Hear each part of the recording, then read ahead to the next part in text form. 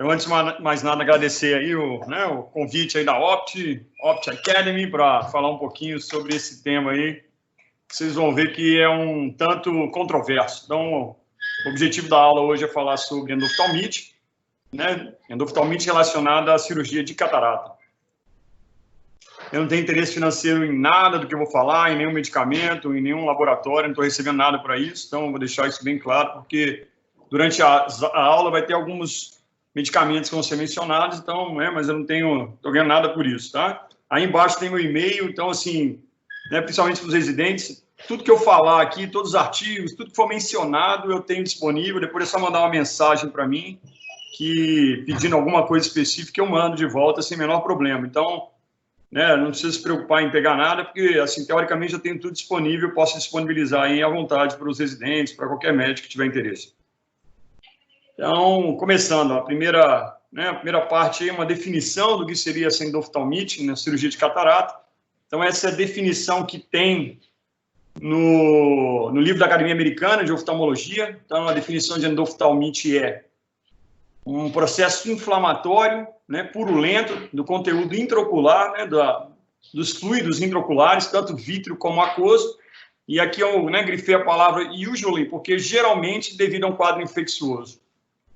Embaixo eu botei ainda que elas podem ter um caráter agudo ou um caráter crônico, as endoftalmites. Por que usualmente? Então, eu vou mencionar aqui bem brevemente essa parte aqui, que seria a TAS. Então, a TAS é uma endoftalmite ascética. Então, na verdade, a síndrome tóxica do segmento anterior. Então, é um quadro que você não tem um germe, não tem nenhum agente infeccioso, é tudo de origem inflamatória. Geralmente, o paciente desenvolve esse quadro em torno das 12, 24 horas depois da cirurgia, então é um quadro bem rápido mesmo. O paciente apresenta um quadro de aumento de pressão intraocular e uma característica do quadro do TAS é que, geralmente, não existe um processo inflamatório acometendo a região do vítreo. Então, você tem um quadro muito mais no segmento anterior. Então, isso seria uma forma de poder diferenciar as duas formas porque a gente sempre pensa no pior, então a gente sempre tem que pecar pelo excesso e pensar no quadro infeccioso. Mas muitas vezes, quando a gente vê um quadro que está só na parte anterior do olho, vale a pena sempre lembrar do TAS. O TAS acontece por diversos motivos, Teria que ser uma outra aula só para falar de TAS. Aqui, brevemente, eu peguei aqui algumas das possíveis causas, vão desde soluções que estão com pH alterado, osmolaridade alterado, material utilizado na cirurgia que teve uma higiene inadequada, soluções que são injetadas dentro do olho com concentrações inadequadas. Então, vocês veem que a câmara anterior ela precisa ter ela tem um pH fisiológico que está embaixo, que gira em torno de 6,8 a 8,2, tem uma osmolaridade normal. Então, tudo que a gente joga ou que a gente injeta dentro da câmara anterior tem que manter esse tipo de equilíbrio para você não levar nenhum dano na estrutura intraocular. Então, muitas vezes você tem cirurgias que você não entende por que o paciente tem um edema que demora a regredir. Então, uma das coisas que a gente pode pensar é que foi alguma substância que não foi diluída corretamente, que tinha uma osmolaridade inadequada, que pode causar um dano, algumas vezes reversível e algumas vezes irreversíveis. Então, todas essas são possíveis causas dessa síndrome que a gente chama de TAS. Então, esse aqui é só para ilustrar, então, principalmente porque tem residente aí, então, uma das causas é o uso, esse aqui é um caso escrito no Journal de 2010, que foi causado pela utilização inadequada do azul de tripã. Então, era um azul de tripã que foi feito um genérico do azul de tripã, manipulado, então ele veio com concentrações inadequadas, que levou uma toxicidade em 2 pacientes naquele dia intraoperatório, e esses pacientes evoluíram com perda de célula endotelial irreversível e tiveram que ser submetidos a um transplante de córnea. Então, você vê que algumas vezes essas toxicidades podem ser bastante severas e o paciente pode perder, ter um comprometimento muito significativo. Então, vale lembrar, Então, essa substância tem que evitar ao máximo reutilizar material, Então, se usou naquele dia, tem que ser descartado.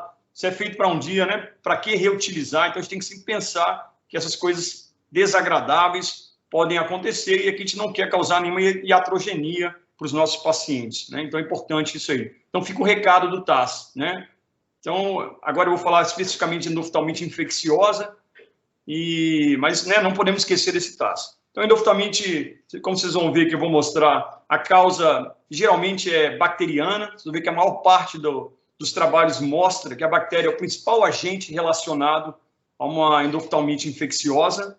Então, atender um paciente com endoftalmite, né, provável causa, né, etiologia infecciosa, a bactéria é o primeiro agente. Então, geralmente, essa bactéria ela vem da própria flora periocular, ou seja, da conjuntiva, do fórnice, né, da região lacrimal. Então, a região ocular é que fornece a bactéria para dentro do meio intraocular. Quando a gente fala hoje, né, o que acontece hoje é que muitos casos estão sendo relatados de endoftalmite pós-injeção intravítrea, porque a quantidade de injeção intravítrea que é realizada hoje no mundo é gigantesca. Então, ocasionalmente, não são comuns, são raros, mas você pode ter endoftalmites pós-injeção. Os germes dessas injeções, muitas vezes, são de origem oral, né? Não é periocular, então vale lembrar disso aí. O trabalho que deu origem, né, que vocês vão ver que deu origem a muitos fatos que eu vou apresentar aqui, é o AVS, que foi um trabalho multicêntrico realizado nos Estados Unidos, que foi realizado em 1995, mas até hoje ele serve de pilar, de guidelines para muitas coisas que vão ser faladas. E desde aquela época, vocês veem que 94% das bactérias que tiveram cultura positiva eram bactérias gram-positivas.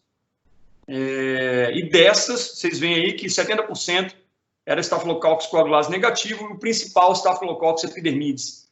Então, se tivesse uma questão, uma pergunta, uma sugestão, qual é a bactéria que você acha que é mais prevalente? Então, não tenha dúvida que a maior parte da literatura mostra que o Staphylococcus epidermidis é o agente mais frequente de causa de endoftalmite infecciosa.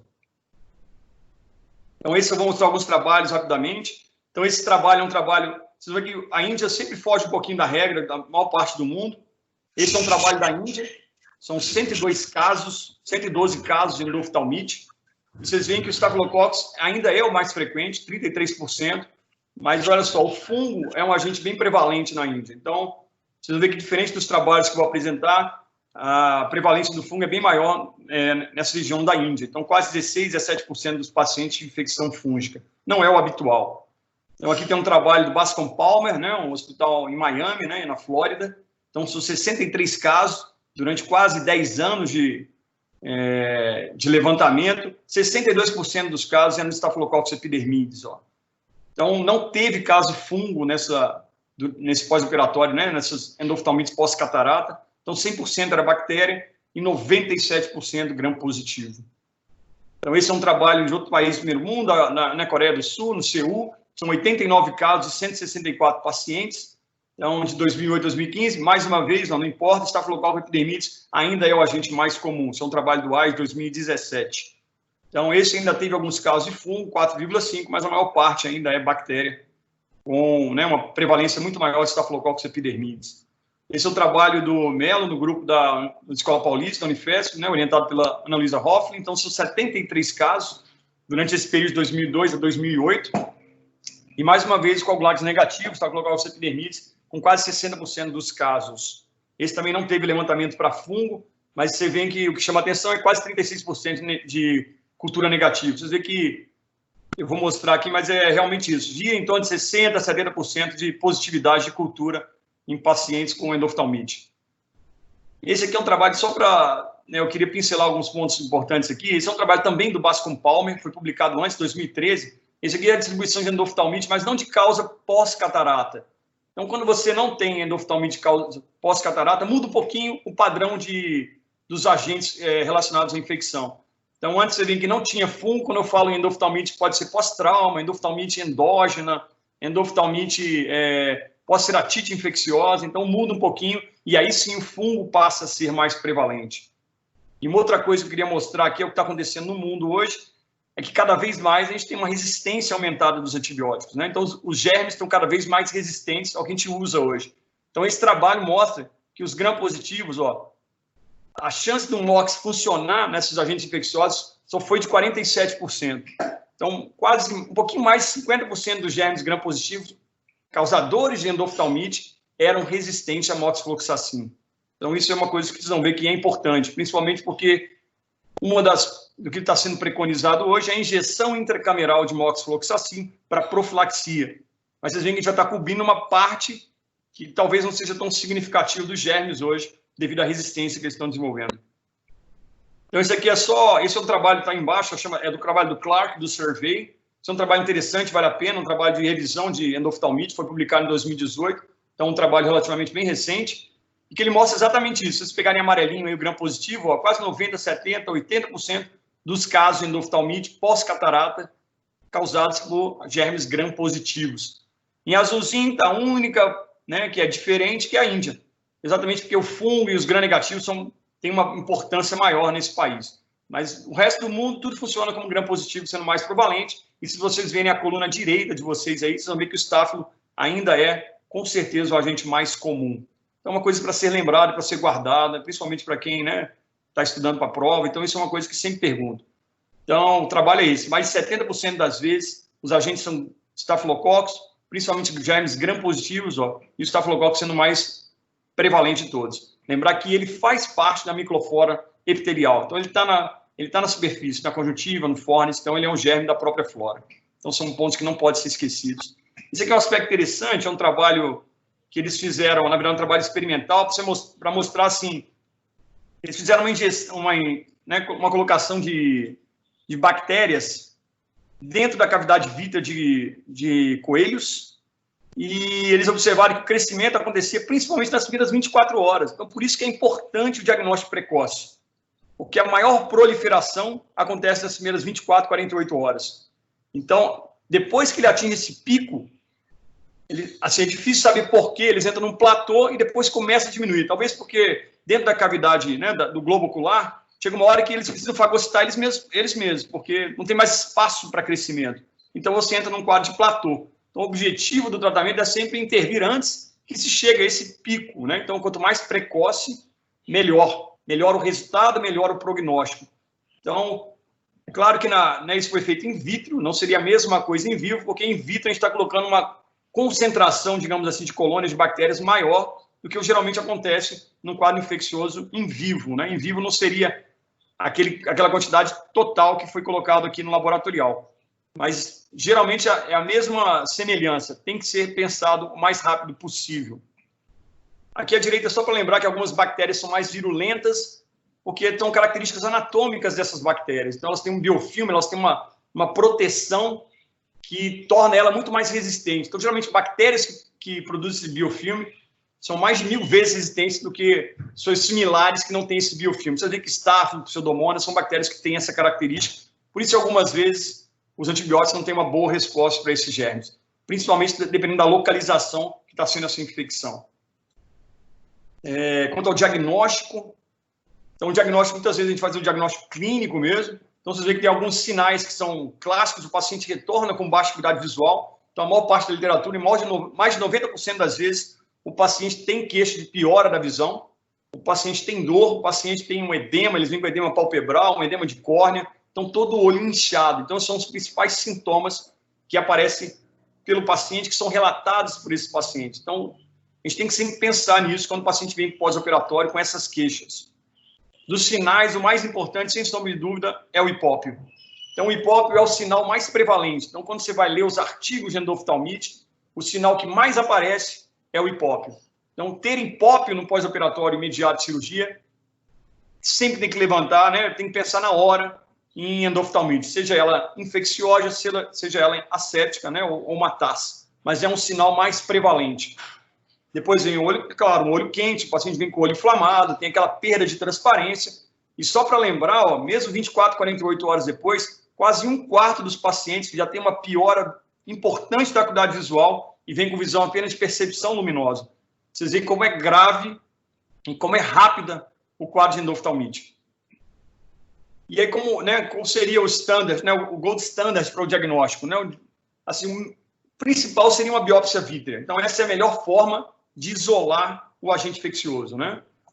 Claro que você não vai esperar para fazer o tratamento, mas assim, se eu quiser saber o agente, a melhor forma é eu ir lá no vítreo e colher o material. Você pode fazer isso de duas formas. Você pode fazer isso com o próprio aparelho de vitrectomia. Eu botei embaixo um adaptador, que seria o ideal. Você vai lá, come e aspira ao mesmo tempo, e essa seringa você depois colocaria no meio próprio para a cultura. Então, isso seria, né, a situação ideal. E a outra opção é sair com uma agulha, né? Uma agulha de 30 ou de 25 gauge, e você aspirar o conteúdo da cavidade vítrea, né? Então, essas são as duas formas preconizadas. Então, só para lembrar das agulhas, né? Aqui eu botei aqui uma tabelinha só para vocês lembrarem, que às vezes a gente vai com uma agulhinha verde, que é de 21 gauge, ou uma até maior. Então, essas são agulhas com calibre maior, então tem uma chance de atrogenia maior. Então, né, não seriam as mais recomendadas pela literatura.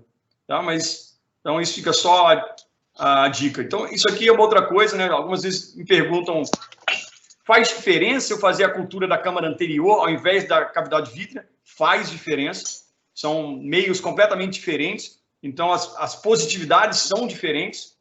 Então, a literatura já mostra isso. Então, esse é um trabalho de 2007, de ACRS, e que vocês veem que a cultura do meio que foi absorvido pela câmara anterior, eu fui lá e fiz uma aspiração da câmara anterior, foi de 25%, enquanto a biópsia vítrea chegou a mais de 53%, ou seja, o dobro de positividade. Então, a chance de eu identificar meu germe é muito maior quando eu faço uma biópsia na cavidade vítrea, ao invés da câmara anterior. Isso não quer dizer que você não deva fazer da câmara anterior. O que muda é que a chance de você identificar o agente é muito menor. Então, se você puder fazer as duas, melhor ainda, mas se for para escolher, com certeza o vítreo tem que ser biopsiado. Uma outra coisa interessante é isso aqui, né? O grau de contaminação. Então, isso é um fato interessante, que às vezes a gente, não, vou fazer só da cavidade anterior.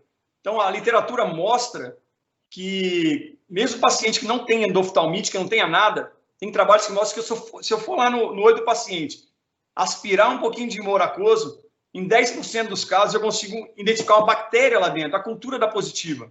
Então, assim, o paciente nem iria desenvolver o quadro de endoftalmite. Então, isso quer dizer que, às vezes, o germe que eu colho na câmara anterior pode ser diferente do vítreo que está causando endoftalmite. Então, às vezes, eu posso ter uma confusão no diagnóstico, porque eu estou identificando um agente que, às vezes, entrou para a cavidade anterior, mas não iria desenvolver diferente do vítreo, que é um outro agente. Então, ter positividade na câmara anterior não necessariamente indica o germe que está causando endoftalmite. E qual seria, né? Isso aí é o resultado dos estudos, do IVS. Então, o IVS, que é aquele que eu falei, que esse publicado em 1995, traz que quase 70% das vezes eles conseguiram identificar um agente. Então, esse seria uma média aceitável de identificação. Então, quando eu trabalho isso em 1995, teoricamente hoje, deveria até ser maior a chance de identificação. Mas eles trabalharam com 70%, ou seja, em 30% das vezes, 1/3 das vezes, a gente não consegue identificar o agente. Então, isso é ruim porque a gente não consegue direcionar o tratamento. Então, e hoje, qual é a melhor forma de diagnóstico? É isso aí. Esse é um trabalho, mais uma vez, do pessoal da Escola Paulista, orientado pela Ana Luísa. Então, eles fizeram o que a gente chama de real-time PCR, não PCR em tempo real. Ou seja, você colhe e já manda imediatamente para avaliação molecular, então é uma avaliação genética.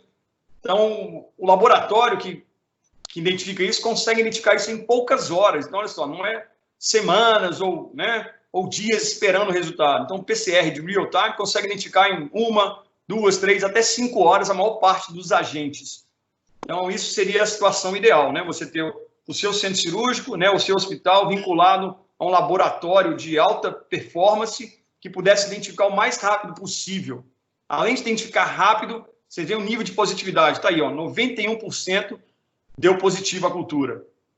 Foi bem superior àquele 70% do trabalho que hoje é o trabalho de referência. Então, o PCR consegue, com rapidez e com maior sensibilidade, identificar a maior parte do quadro infeccioso.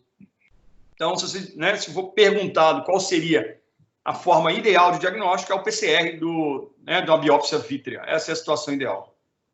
Diagnóstico diferencial, isso aqui é para os residentes, principalmente, é só para lembrar o TAS, os quadros de Blebit, ou seja, de pacientes submetidos a uma cirurgia de TREC e que desenvolve um quadro infeccioso. O outro, nos próprios quadros de ceratite, às vezes o paciente não desenvolve um quadro de endoftalmite pós a infecção no leito cirúrgico, na incisão cirúrgica. Então, o foco inicial, às vezes, é até a paracentese ou a incisão que o paciente, onde foi feita a introdução da cirurgia de catarata. O outro são restos de córtex, certos de núcleo que ficam nos pacientes. Então, isso pode levar a um quadro inflamatório. E existe, assim, excepcionalmente, alguns quadros, que são quadros de uveíte, que levam a hipópio, e medicamento, igual a rifampicina, o rifambutil, que pode levar a um quadro de hipópio, que aí não é de causa infecciosa, é inflamatória, na verdade. Então, isso aí são casos, né, são casos de hipópio, casos de situações de um olho quente, inflamatório, que entra no diagnóstico diferencial de endoftalmite. E como é que reduz, né, o risco, né, onde nós estamos hoje? Então, quais são os fatores de risco, né? Então, isso talvez seja o mais importante aqui, né? Identificar fatores hoje nos pacientes que levam o paciente a ter um risco maior de desenvolver um quadro de endoftalmite. Então, eu vou apresentar, principalmente, né, através de trabalhos, o que a literatura tem. Vocês vão ver que a maior parte do que a literatura tem é bem controverso. Então, são trabalhos bem questionáveis, de qualidade científica bem aquém do que, né, seria o ideal, né? Um dos primeiros, né, que eu traria aqui seria o sexo, né? Será que ser do sexo masculino, ser do sexo feminino implica em um maior risco? E vocês vão ver que sim, a literatura mostra que sim. Esse é um trabalho do Oftalmology de 2009. São 617 casos de endoftalmite, é uma corte retrospectiva. Então, vocês veem que o risco de endoftalmite nesse trabalho foi de quase 1,5, 1,4 maior no sexo masculino. Ou seja, ser do sexo masculino implicou uma chance maior de ter endoftalmite. O problema aqui é só que ninguém sabe explicar o motivo, né? Então, esse é o trabalho que talvez seja, né, um dos trabalhos mais importantes, porque é um randomized clinical trial, ou seja, é o padrão ouro de um trabalho científico. É um trabalho randomizado, prospectivo, né, em que, né, os fatores são mais fáceis de serem identificados e com menos viés, né? Então, esse é um trabalho francês, eram 5.000 pacientes de catarata, 36 olhos que desenvolveram endoftalmite, e o sexo masculino foi quase 2 vezes mais acometido comparado ao sexo feminino, isso de maneira estatisticamente significativa. Então, esse é um outro trabalho também, é um trabalho prospectivo, de 21 casos de endoftalmite, mais uma vez, quase 3 vezes maior a chance de um paciente do sexo masculino desenvolver endoftalmite comparado ao sexo feminino. Esse é outro trabalho sueco, esse não teve diferença, então, sexo masculino e feminino não tem diferença. Esse talvez seja um dos maiores trabalhos em amostra, né? Você vê que é 2 milhões de pacientes, então essa é uma corte prospectiva, é um trabalho francês. Então, são 1.941 pacientes com endoftalmite. E aqui, mais uma vez, o sexo masculino foi mais prevalente. Então, quando a gente coloca, né, você vê que tem um ou outro trabalho que não encontrou essa diferença, mas os trabalhos que têm maior peso, trabalhos com randomização, trabalho, né, o Randomized Clinical Trials, os trabalhos com maior amostra, tendem a identificar o homem, né, o sexo masculino como mais prevalente. Então, né, eu diria que sim, esse é um fator de risco, ser do sexo masculino. Se me perguntar a causa disso, qual o motivo, ninguém consegue justificar isso. Outro fator de risco são, obviamente, a flora do próprio paciente. Se a maior parte dos germes está na flora conjuntival, está na própria flora do paciente, qualquer situação que facilita a multiplicação desses germes, que facilita, né, a colonização dessa flora, maior é o risco. Então, ter blefarite, ter ectrópio, tem infecção de ponto lacrimal, dacrocistite. Então, tudo isso é um fator de risco que aumenta os quadros de endoftalmite. Então, a gente evita, obviamente, operar pacientes com quadro nessa situação. A gente trata primeiro as comorbidades para depois submeter o paciente ao procedimento que, obviamente, é eletivo e não justifica fazer isso com o paciente apresentando quadros de infecção palpebral, por exemplo. Qual é a crítica que vai? Que a maior parte dos trabalhos, infelizmente, são trabalhos retrospectivos, né? A gente não tem trabalhos prospectivos mostrando isso, né? Como a gente sabe que a maior parte das endoftalmites que eu mostrei para vocês são de estáfilos, são da própria flora do paciente, então é natural que, se você tiver uma flora melhor, mais higienizada, mais limpa, né, o paciente teria um menor risco de endoftalmite. Outro fator de risco muito estudado na literatura é a diabetes. Será que o paciente ter diabetes significa o maior risco de endoftalmite? Então, existem vários trabalhos, que, né, uns a favor e outros contra. Então, esse é o primeiro trabalho que levantou isso. É um trabalho do oftalmologia de 94, é um trabalho do Tasman. O Tasman é um médico muito conhecido lá no USI, já foi presidente da academia. Então, ele lançou, na verdade, foi um estudo retrospectivo, e o que ele observou era que 21% dos pacientes com endoftalmite tinham diabetes. Então, ele falou assim, olha, a gente tem que ficar de olho, né? Quase 1/5 dos meus pacientes que tiveram endoftalmite eram diabéticos também. Então, ele só levantou essa hipótese na época. E aí, quando você, né, vai buscar mais dados sobre isso, então esse é um trabalho de 98, também no Ophthalmology, de 22.000 pacientes, é um estudo retrospectivo, eles estudaram a prevalência, e aqui o que chama a atenção é que, na verdade, a diabetes não favoreceu, né? O odds ratio até para baixo, ou seja, esse trabalho de 98 mostra o contrário, que ter diabetes seria um fator de proteção, na verdade. Olha só, como a literatura é confusa, né? E aí você vai mais trabalho, peguei um trabalho com uma amostra maior ainda, então esse é um trabalho sueco de 464 mil pacientes. E, mais uma vez aqui, ó, os trabalhos não encontram uma diferença significativa. Vocês veem que né, ter diabetes ou não, na verdade, o diabetes aqui era a presença de retinopatia diabética, não implicou maior risco de endoftalmite.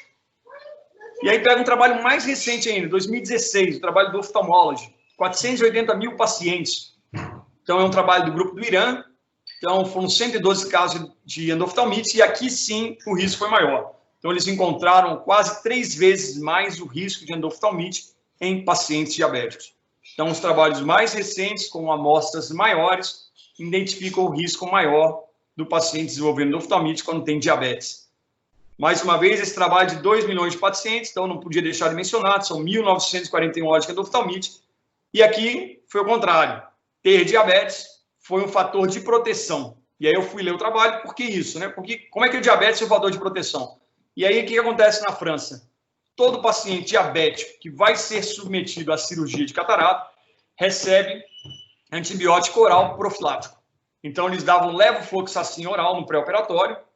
E aí, por isso que esse resultado, né, que está um pouco condizente, não está, né, de acordo com o que a literatura mostra. Ele mostra aqui que os pacientes que eram diabetes, na verdade, tiveram uma menor incidência de endoftalmite, de forma significativa, ou seja, e a única justificativa tem é essa, é o paciente ter uma antibiótico-terapia prévia que reduziu, né, os germes da flora e reduziu o risco de endoftalmite desse paciente. Então, vamos deixar essas coisas mais confusas. Você vê que tudo que eu falei ainda tem trabalhos que a favor, trabalhos contra, né? Esse aqui talvez seja uma parte unânime, né? Incisão em clear córnea, ou seja, incisão em córnea clara. Será que fazer incisão na córnea aumenta o risco de endoftalmite comparado à incisão escleral? E aqui a literatura quase toda é a favor disso. Então, desde 2003, quando aparentemente observou que cada vez mais um aumento no quadro de endoftalmite, foi exatamente quando se migrou de uma incisão escleral para uma incisão corneana. Então, esses primeiros trabalhos mostraram quase 3 vezes um risco maior de endoftalmite. Esse talvez seja o trabalho que, né, um dos mais importantes que a gente tem na literatura hoje sobre endoftalmite, porque foi um dos poucos trabalhos prospectivos randomizados, que é o trabalho do grupo europeu. Então, é um estudo multicêntrico, são mais de 9 países, são 24 centros na Europa. Eles estudaram 16 mil pacientes de forma randomizada, com 29 casos de endoftalmite. E um desses principais fatores identificados como risco de endoftalmite foi a incisão em córnea clara. Aumentava o risco em quase 6 vezes comparado à incisão escleral. E aí, por que isso? Por que será que, né, uma incisão em córnea clara teria esse risco maior? Então, vocês vão ver, a maior parte da literatura justifica dessa forma. Então, geralmente, os pacientes ele tem uma hipotonia muito maior quando é feita incisão em córnea clara. Ou seja, por algum momento pós-operatório, existe uma perda ali daquela coaptação. O paciente pode ter perda de líquido da câmara anterior, né? Pode ter, e com isso levar uma hipotonia. Então, geralmente, os pacientes têm uma pressão intraocular menor e mais de 10% dos pacientes têm uma pressão que abaixa acima de 10 minutos de mercúrio. Então, isso aí acaba funcionando como uma sucção. O paciente acaba aspirando para dentro da câmara anterior o que está ali na flora, o que está ali fora. Então, isso aí pode aumentar o risco. E quando você faz uma incisão escleral, geralmente você sela aquela incisão escleral e, além disso, você cobre com a conjuntiva. Então, ela fica cada vez mais selante e com um risco menor de entrar alguma coisa dentro do olho. Então, essa é a justificativa que a literatura mostra. Então, a maior parte das vezes, os estudos mostram, igual está na figura direita aqui, eles usam algum marcador, como igual a tinta da China, algum marcador, igual um azul de Trypan, para identificar durante aquela hipotonia essa sucção, esse inflow que eles chamam, né? A entrada, esse regurgitamento para dentro da câmara anterior de algum material. Então, essa é a justificativa do maior incidência. Então, são vários trabalhos que mostram exatamente isso, essa hipotonia que justifica esse risco maior. Outro fator pesquisado foi das lentes intraoculares, né? Será que o material teria influência? Isso aí veio desde 1991. Já existia essa possibilidade do material ser um fator de risco. Então, eles levantaram a hipótese que o material, a lente feita de silicone, teria um risco maior comparado à lente de acrílico. Então, alguns trabalhos que trouxe aqui importantes. Esse é um trabalho do grupo do Japão, é um randomized clinical trial. Então, eles dividiram um grupo com acrílico, um grupo com silicone, um grupo com acrílico com incisão coniana, um com incisão corneoescleral. Esse estudo não encontrou diferença. Eles encontraram diferença só quando comparava a incisão coniana com a incisão escleral. Fazia incisão coniana, tinha um risco maior, e não o material em si. Então, o material não seria justificativa, na verdade. Mas aí veio esse estudo do oftalmologia de 2016, de 464 pacientes, também sem diferença. Eles encontraram um odds ratio igual, então ser de silicone ou ser de acrílico não teve diferença. Esse trabalho do grupo do Irã também não encontrou diferença. Mas aí, quando você pega o trabalho mais recente, com o melhor desenho, né, que foi randomizado, todo bem desenhado, aqui eles encontraram. Então, vocês veem que é um assunto ainda controverso, porque a maior parte da literatura com estudos retrospectivos ou estudos observacionais não encontrou diferença, principalmente porque, assim como são estudos retrospectivos, as variáveis elas se confundem muito. Mas quando eles conseguiram separar isso, nesse estudo aqui, o odds ratio foi de 3, ou seja, a chance foi 3 vezes maior de ter endoftalmite quando a gente implantava uma lente de silicone comparado a uma lente de acrílico. Então, assim, se você quiser justificar para o seu paciente por que usar uma lente de acrílico, esse é o trabalho a ser seguido, né? Ou se você só trabalha com lente de silicone, você vai encontrar na literatura trabalhos que podem justificar por que você está usando só lente de silicone. Mas hoje, né, como esse trabalho é mais bem desenhado, mais atual, então eu acho que tem que ficar sempre de olho com isso aí, né? Seria um aspecto, talvez um paciente com ruptura de cápsula, diabético, né? Somando todos esses fatores de risco, talvez a lente de silicone não seria a lente ideal. Outro fator de risco que eu acho que esse também é unânime são as rupturas de cápsula posterior, né? Ter contato com vítreo aumenta o risco de endoftalmite, não tem jeito. Então, os germes têm uma preferência pelo vítreo. O vítreo é como se fosse um açúcarzinho para o germe. Então, ele consegue se multiplicar, tornar, né, aumentar o número de colônias muito mais fácil do que na câmara anterior. Então, a exposição vítrea leva ao aumento. Então, vocês veem que a maior parte dos trabalhos colocam isso, trabalho 4 vezes o risco. Esse trabalho do oftalmology aqui de 2016, quase 8 vezes o risco para o paciente desenvolver endoftalmite quando tem perda vítrea. O trabalho francês, quase 6 vezes, e esse trabalho, né, do JCRS de quase 5 vezes o risco. Então, essa é uma complicação que não tem jeito. Teve perda vítrea, esse paciente está com risco maior de desenvolver endoftalmite. E, né, um dos fatores disso está aqui nesse trabalho. Então, os autores mostram que restos de córtex, restos vítreos, funcionam como se fosse um açúcar mesmo, como se fosse um fator de proliferação para as bactérias. As bactérias, os germes, adoram o córtex. Então, eles se multiplicam muito mais rápido. Então, a velocidade, o crescimento bacteriano é muito maior quando existem restos corticais, né, restos de material cristaliniano no olho do paciente. Então, ter ruptura de cápsula e, ainda disso, você deixar resto cortical, o risco aumenta consideravelmente, você tem um quadro de endoftalmite, né? Em relação aos residentes aí, será que ter residente seria um fator de risco? Na verdade, a literatura, mais uma vez, é controversa. Então, tem trabalhos que não encontraram diferença, mas esse trabalho principal encontrou que, né, ele comparou cirurgiões que tinham menos de 100, entre 100 e 500 cirurgias, ou mais de 500, e ele encontrou o risco, sim. Então, os médicos mais experientes, que tinham mais de 500 cirurgias já, tinha uma incidência bem menor de endoftalmite comparado aos médicos menos experientes. Mas os estudos observacionais ainda não encontraram essa diferença. Mas se você pensar que ter ruptura de cápsula implica, né, ou ter perda vítrea implica um maior risco de endoftalmite, e se você correlacionar que os cirurgiões menos experientes, né, os residentes, teriam um risco ou complicações em número maior, você imagina que sim, né, os quadros de endoftalmite seriam mais comuns para os menos experientes, ou seja, os residentes. Outro fator é a idade. Será que ter uma idade avançada seria um fator de risco? Será que se eu operar um paciente de 70 anos é diferente de operar alguém de 80 anos? A literatura mostra que sim.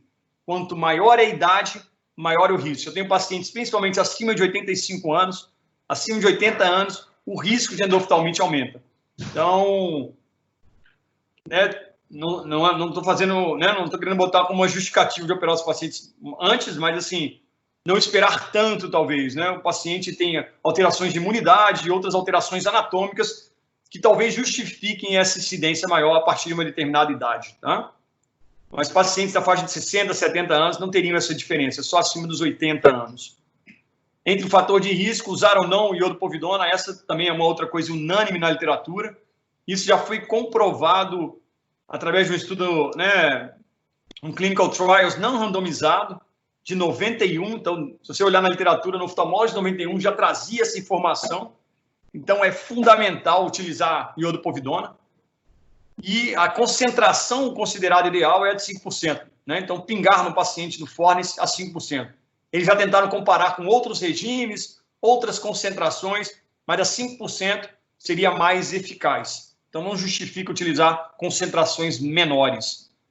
E por que não usar, né? Assim, tem gente que não usa e não justifica. Por quê? Aqui estão as vantagens de utilizar o iodopovidona. Ele é de baixíssimo custo, ele não tem identificação de crescimento bacteriano nas suas fórmulas, ele é de baixa toxicidade. Baixa toxicidade não quer dizer sem toxicidade. Então, dependendo do tempo que ficar na conjuntiva, ou ficar sobre a superfície ocular, aumenta o risco de uma queimadura química, claro. Então, tem alguns pacientes que vão desenvolver ceratite, dependendo do tempo que aquela substância ficar na região, né, ocular. Mas não justifica não passar na região palpebral ao redor. Então, eles são de fácil solubilidade com álcool, resistente à maior parte dos germes e de fácil armazenamento e aplicação. Então, assim, são inúmeras vantagens que não justificam a não utilização de iodopovidona. Aqui é só para mostrar para vocês por que eu falei das concentrações. Vocês veem aqui à direita a concentração de 5 a 10%. A maior parte dos germes, a positivação de crescimento vai lá embaixo, mas vocês veem o tempo que precisa para isso.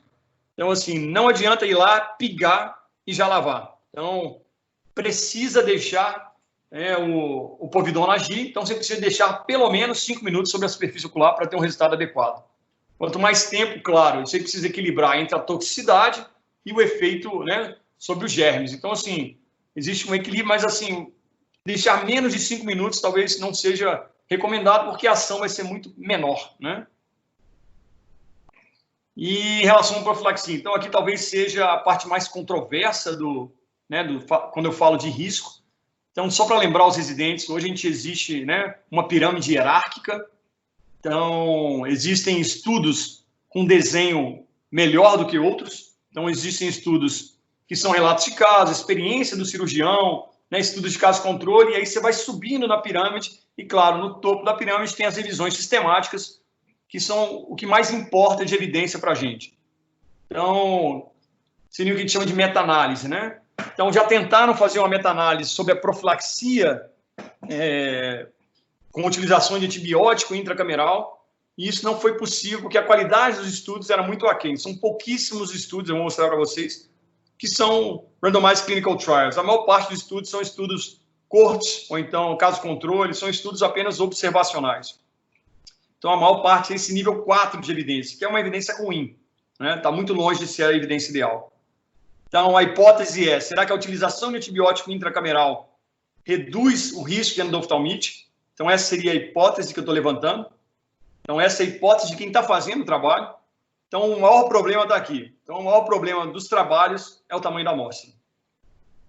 Eu não vou, né, não estou aqui para explicar como é que você vai montar o tamanho da sua amostra, mas esse é o maior empecilho dos trabalhos científicos, porque é difícil você, né, juntar esse número de pacientes que vai ser um número adequado para dar poder ao seu estudo, ou seja, para dar um valor adequado para aquilo que você quer comprovar.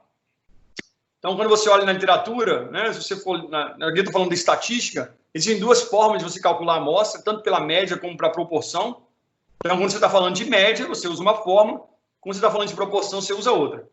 Como a gente está falando de endoftalmite, geralmente é sim ou não, ou seja, é uma variável dicotômica, né? Assim, ou tem ou não tem.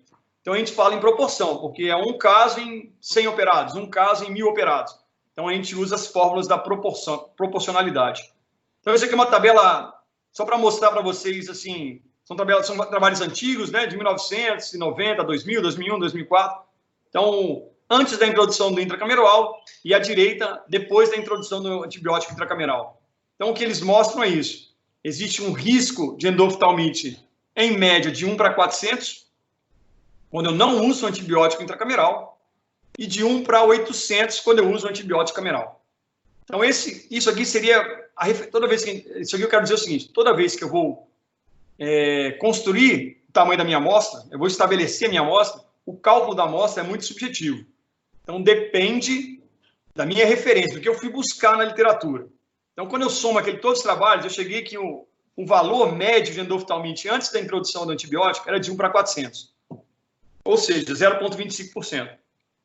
E depois da introdução dos antibióticos, chegou para 1 para 800, ou seja, 0,05%. Então, eu vou jogar isso naquela fórmula de proporcionalidade e olha o tamanho da amostra para eu chegar a uma conclusão. Então, se eu quero responder aquela minha pergunta, então eu quero saber se o antibiótico intracameral funciona na profilaxia da endoftalmite, eu preciso ter quase 8.000 olhos por braço, ou seja, 8.000 pacientes vão receber o antibiótico intracameral, 8.000 pacientes não vão receber esse antibiótico cameral. Isso se eu quiser um poder de 90. Então, esse poder e esse P, isso aí você determina antes de começar o seu trabalho. Ou seja, aquele P estatístico, né, aquele 0,05 que todo mundo conhece, isso aí é determinado antes do trabalho. Então, aquilo é que vai me dar o tamanho do meu poder. Então, geralmente a gente trabalha com poder acima de 80. Então, no pior cenário, se eu quiser trabalhar com poder de 80, ou seja, 20% de teu erro tipo 2, eu vou ter uma amostra de 6.000 olhos para cada braço. Então, assim, qualquer trabalho prospectivo, randomizado, bem desenhado, teria que ter pelo menos 6.000 pacientes para cada grupo de tratamento. Agora, isso sou eu falando, isso aqui não é uma regra. Eu baseei naqueles trabalhos. O que muda é o seguinte, se você for fazer um trabalho com menos, você tem que justificar por que você botou menos. Então, você tem que botar a literatura que você foi atrás. Eu estou falando isso, gente, porque toda vez que eu vou ler um trabalho, todas essas partes eu estou olhando. Eu estou olhando para ver se aquela amostra foi suficiente para encontrar aquele resultado. Então, tudo isso é importante. O que a academia americana fala? Por que existe essa briga entre o europeu e o americano contra a profilaxia? Porque eles acham que o trabalho foi feito pela Europa, pelo grupo europeu, não tinha uma amostra adequada. Eles acham que, segundo os Estados Unidos, é isso, a prevalência é de 0,03 e 0,09, ou seja, para eles, a prevalência de endoftalmite é menor ainda. Como a prevalência é menor, o tamanho da minha amostra é maior ainda. Então, segundo eles, você teria que ter 35.000 olhos por braço. Ou seja, uma amostra gigantesca para poder comprovar isso. Por isso que eles têm essa rixa com o europeu. Então, eles acham que o tamanho da amostra que não foi adequado. Isso aqui é só para lembrar, porque eu vou mostrar nos trabalhos, né, sobre odds ratio, sobre, né, risco relativo. Geralmente, risco relativo, a gente está falando de estudo prospectivo, de cohorts. E quando a gente está falando de estudo, né, retrospectivo, ou caso controle, a gente fala em odds ratio. E a outra coisa importante dos trabalhos é o NNT, né, que seria um número necessário para o tratamento, need number to treatment, né? Então, assim, existem várias fórmulas que calculam isso, e eu vou mostrar isso no finalzinho da aula, porque é importante a gente saber isso. E aqui do odds ratio, então, geralmente para estudo de caso controle, né, a chance do paciente vir a desenvolver endoftalmite, dependendo do estudo. Então, vou começar rapidinho por esse estudo realizado na Ásia, em Singapura, foi publicado no JCRS 2012. Então, olha só, eram 50.000 olhos, ou seja, uma boa amostra. Desses 50.000 olhos, 21 pacientes tiveram endoftalmite. Eles identificaram a cultura positiva em quase 60% dos pacientes. Então, foi uma coorte retrospectiva. E aí vem o primeiro problema. Ele separou em dois grupos. O grupo 1 era de 1999 a 2006. E eles faziam, naquela época, injeção subconjuntival dessa substância. E aí eles tinham uma incidência relativamente baixa. Um caso, ou 19 casos para 29.000 olhos operados, ou seja, 1 para 1.500. Tá bom, né? Dá para operar tranquilamente nesse serviço, né? A chance de você ter endoftalmite é 1 em 1.500 operados, uma chance bem baixa. Quando eles passaram a utilizar uma injeção intracameral, a incidência caiu significativamente. Então, eles tiveram 20.000 olhos operados, só 2 casos, ou seja, 1 para 10.000 operados. Ou seja, o odds ratio foi para quase 6 vezes. Então, a chance do paciente ter endoftalmite, depois da injeção, caiu para 6 vezes menos comparado ao que eles faziam antes. Então, qual é a crítica aqui? Primeiro, eles estão dividindo em 2 trabalhos. Então, a gente pegaram um grupo operado até 2006 de uma forma, inclusive com extracapsular, e um grupo depois. Então, aparelho é hoje, os colírios são diferentes, então tudo muda, né, dependendo do período que está. Então, isso é uma variável que não foi colocada aqui.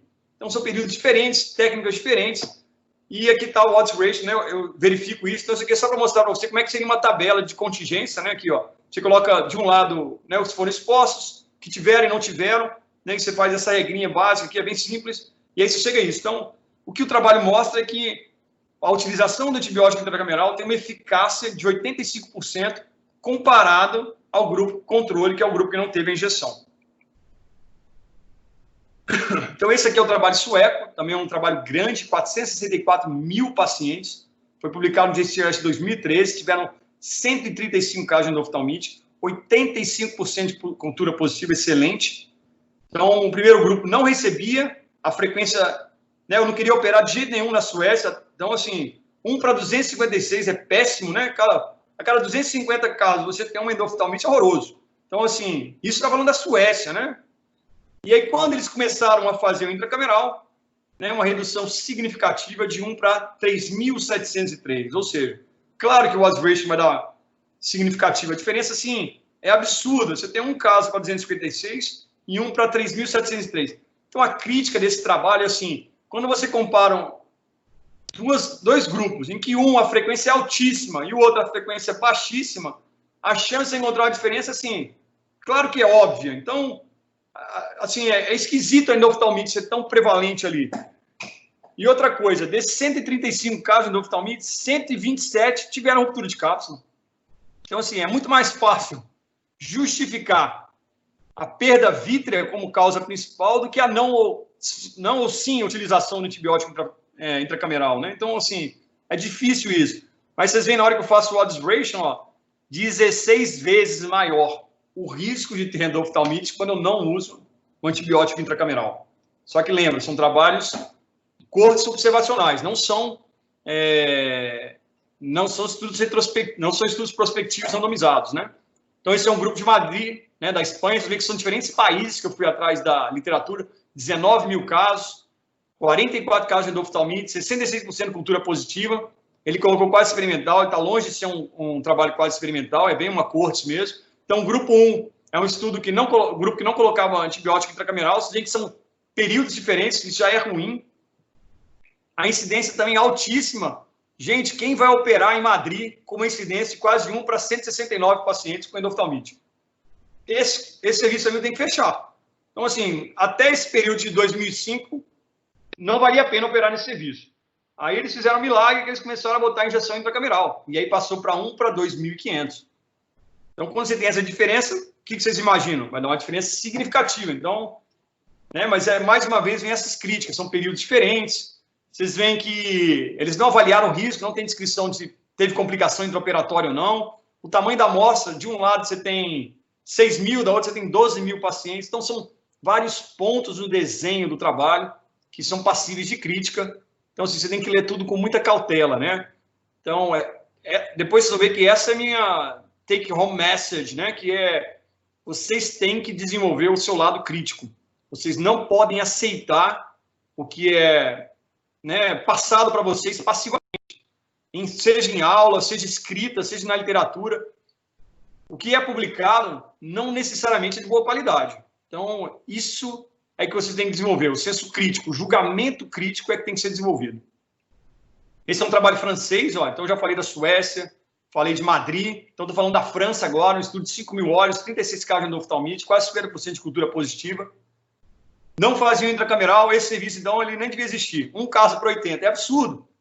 Absurdo você ter uma endoftalmite a cada 80 pacientes operados. Mesmo assim, esse trabalho foi publicado no JCR de 2012. Claro que qualquer coisa que eu fizesse, eu mudar o colírio.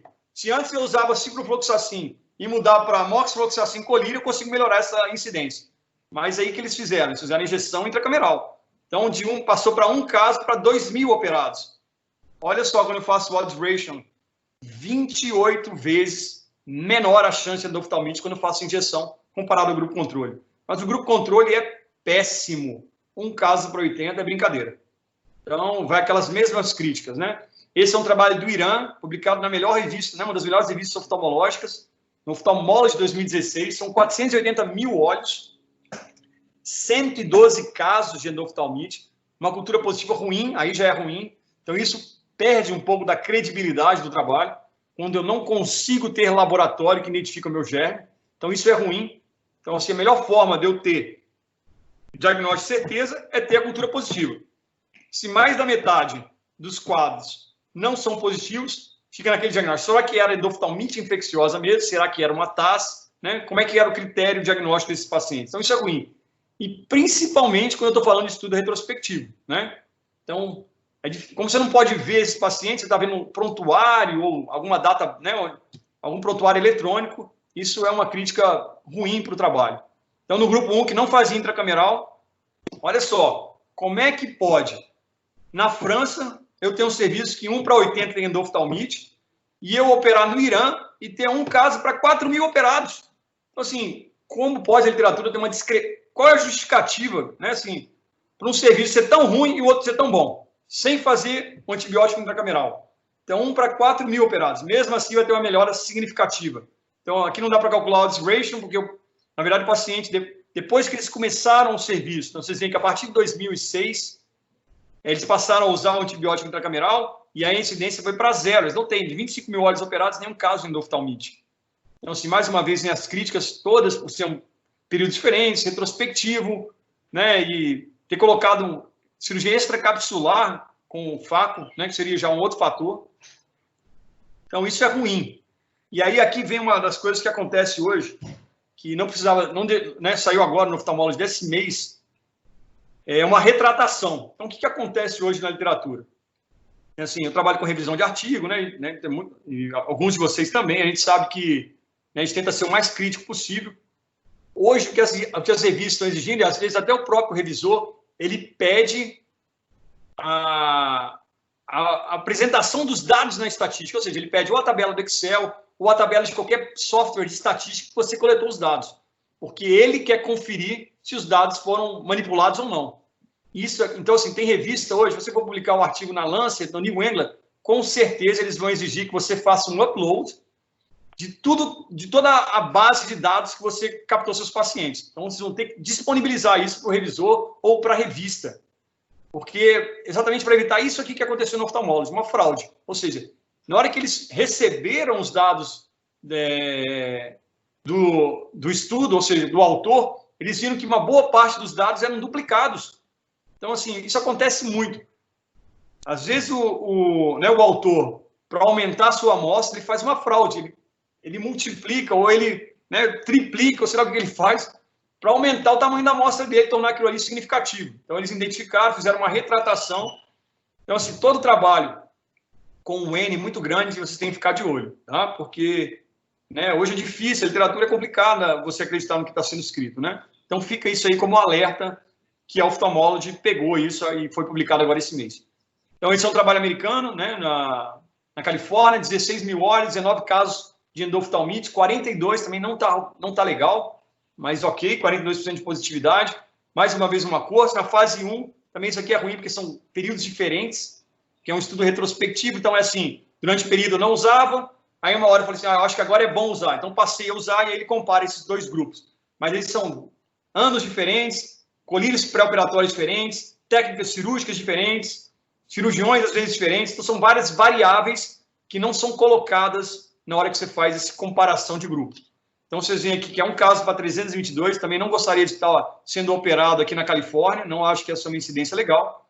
E aí ele começou a utilizar, então quando ele começou aqui o grupo 3, ó, no grupo 2, quando tinha ruptura de cápsula posterior, ele não fazia intracameral, então em todos os outros ele fazia, e aí aqui fica, né, eu não entendi por quê, acho que ele tinha medo da toxicidade vítrea do antibiótico, ele não usava, mas é exatamente nesse momento que seria o mais importante, quando você tem uma perda vítrea, essa é a hora que você quer utilizar qualquer coisa para melhorar, diminuir o risco de endoftalmite, era, né, 1 para 714. E aí, quando ele começou a usar em qualquer hora, ele passou para 1 para 7.000. Então, vocês veem, de 1 para 7.000 casos para 1 para 322, a diferença é brutal. Ou seja, 22 vezes menos o risco de endoftalmite nesses casos. E aqui, isso aqui é só para mostrar para vocês como é que tudo a gente tem que olhar com carinho, né? Então, quando vocês veem décadas diferentes, anos diferentes, então, assim, Em 2004, 1999, não tinha uma gatifloxacin, não tinha uma moxifloxacin, que passou a ter, sei lá, a partir de 2006, 2007. E aí, o que a literatura mostra? Igual esse trabalho mostra aqui. Isso é um trabalho de Chicago, de 29 mil olhos. O simples fato dele mudar a quinolona de terceira geração para uma de quarta geração, ele já teve uma mudança na incidência dele. Olha só. Então, antes dele, quando ele usava uma quinolona de terceira geração, ele tinha 1 para 526 casos de endoftalmite. Quando ele mudou para a quarta geração, uma moxifloxacin, um Agate ou um Besivance, qualquer quinolona de quarta geração, ele reduziu significativamente, ó, 1 para 1.785. Ou seja, uma mudança num colírio significou mudanças na incidência de endoftalmite. Então, por isso essa crítica a esses estudos retrospectivos, porque é exatamente isso que pode ter acontecido. Você pode ter mudanças na forma como era abordada a cirurgia que tem impacto na incidência de oftalmite. Sua cirurgia, às vezes, passou a ser mais rápida, ser o melhor cirurgião. 5, 6, 7 anos atrás, a cirurgia era um tempo X. Hoje, sua cirurgia é outra.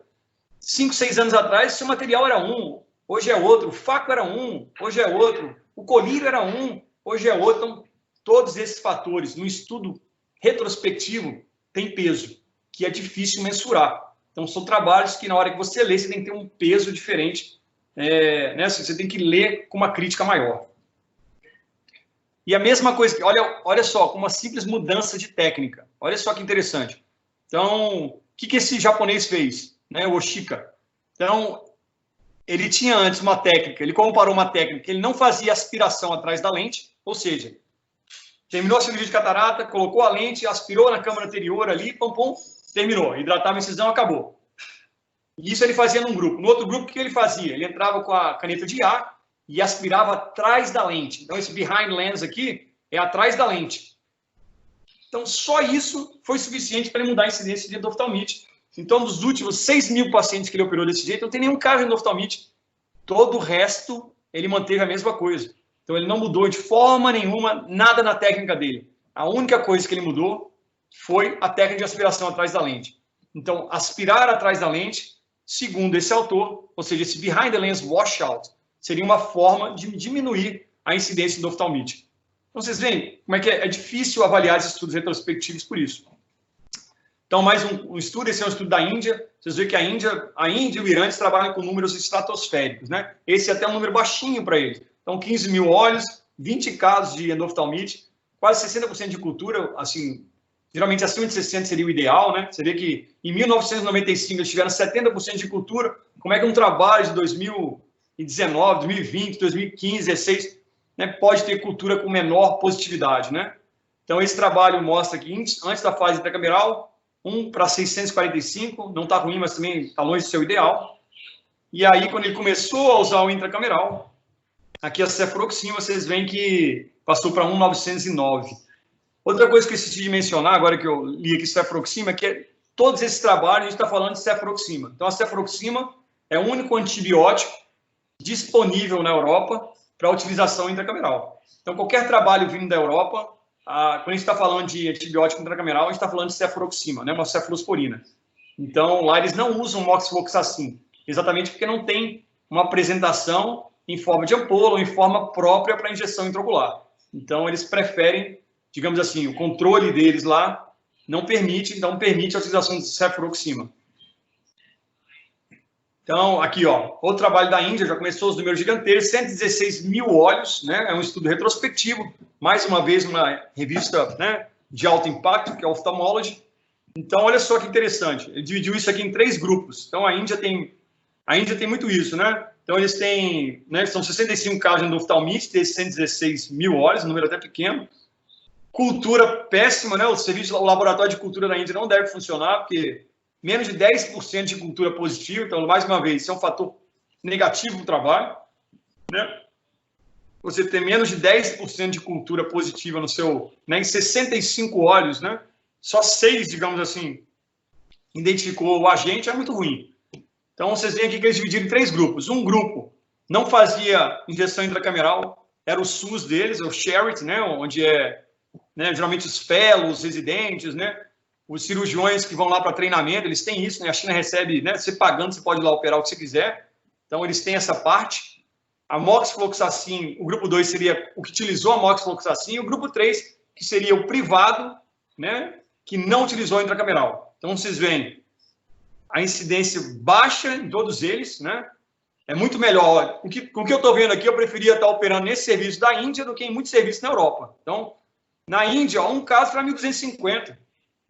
A gente está falando de um serviço de caridade, ou seja, do SUS, que não utiliza medicamento intracameral, que reutiliza uma série de medicamentos, uma série de, né, de paramentação, que eu não vou entrar em detalhes aqui de como a China opera, mas assim, e que tem uma incidência de 1 para 1.250 casos de endoftalmite. E na hora que a gente pega França, Espanha, né, e outros serviços europeus, a incidência é muito maior. Então, isso leva a um questionamento, sabe?